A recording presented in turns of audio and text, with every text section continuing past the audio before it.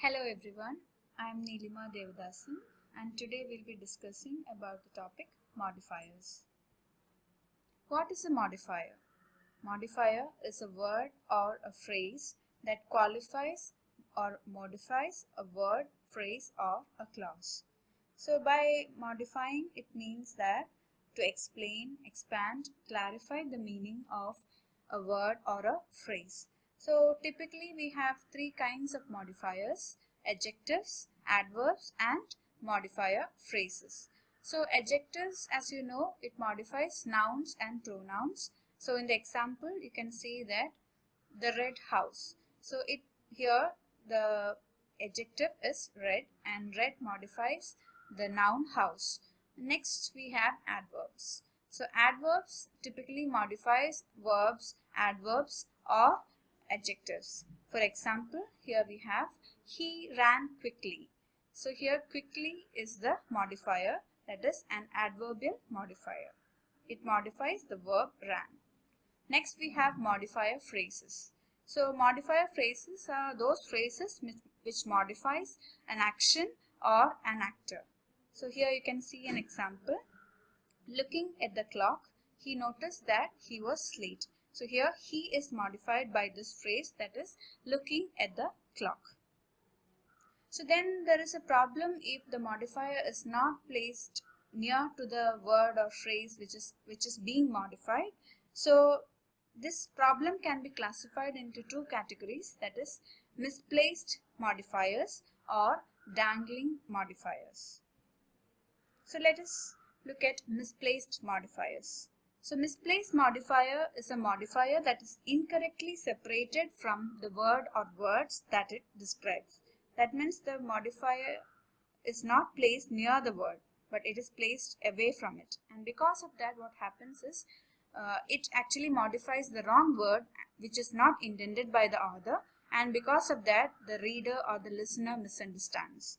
So the most common solution that you can find for this problem is that place the modifier as close as possible to the word or words it describes. So let us look at an example. James entered the room while I was watering the plants with a cup of tea.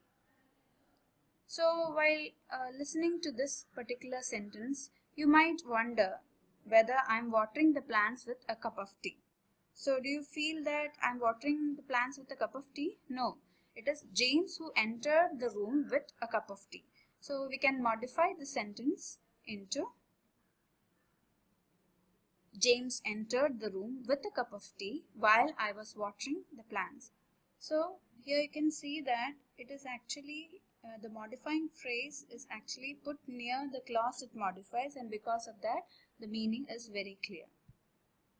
So next we have to be very careful while using modifiers like only, just, merely, barely, etc. because it has a very bad habit of slipping into the wrong place in a sentence. So here you can look at the first sentence. He barely kicked that ball 20 yards. So is it like barely kicking and kicking? Is there any difference? Like, can you barely kick something? No, you have to kick it or you are not kicking it. That's all. So actually the word barely should modify 20 yards, not kicking. So in the second sentence you can see that it's all clarified. He kicked that ball barely 20 yards. So almost 20 yards. So the meaning is now very clear. So next we can see some examples.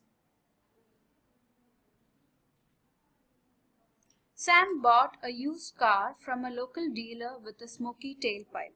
So according to the sentence, the local dealer has a smoky tailpipe. But do you think it's right? No. So we could modify the sentence as Sam bought a used car with a smoky tailpipe from a local dealer. So here the modifying phrase is with a smoky tailpipe, and that is modifying the clause Sam bought a used car. So when it is placed close to the clause, then the meaning is set. Next, we'll move on to dangling modifiers. A modifier that starts a sentence must be right away followed by the word that it describes. Otherwise, the modifier is said to be dangling and the sentence takes on an unintended meaning. So we will consider the sentence, having finished the assignment, the TV was turned on. So here you can see the modifying phrase is having finished the assignment. And then the subject of this, or what this modifying phrase modifies, is the TV. But if you use your common sense, you can understand that it is not the TV who has finished the assignment. So the sentence is actually having a dangling modifier. So TV sets don't finish assignments and the doer of the action is not given in this sentence. So because of that, this particular phrase is called a dangling modifier. So now I have slightly reworked the sentence and I have included a subject. So now the dangling modifier has gone. Having finished the assignment, Jill turned on the TV. So here the modifying phrase is actually modifying the subject, that is Jill. So this does not have a dangling modifier. So more examples. The experiment was a failure, not having studied the lab manual carefully. So here you can see that the subject who has not studied the lab manual carefully, that person is missing. So because of that, it has a dangling modifier.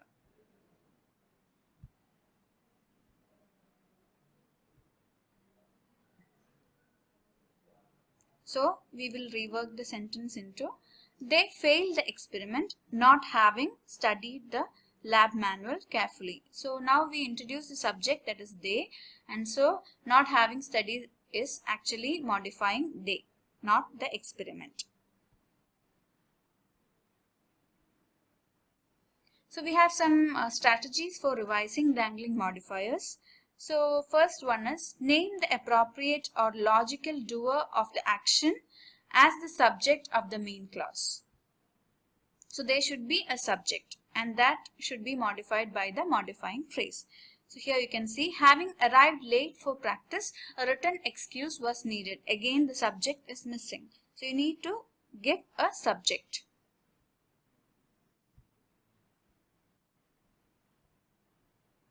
Having arrived late for practice, I needed to give a written excuse. So the subject I is introduced.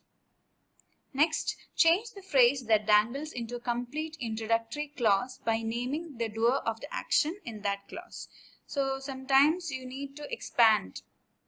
Without knowing his name, it was difficult to introduce him. So without knowing his name is actually connected to it in this sentence, but it is not it that does not know his name, but it is a person. So you need to expand it. You can see that this phrase is expanded without knowing his name. It was difficult for Maria to introduce him because she did not know his name.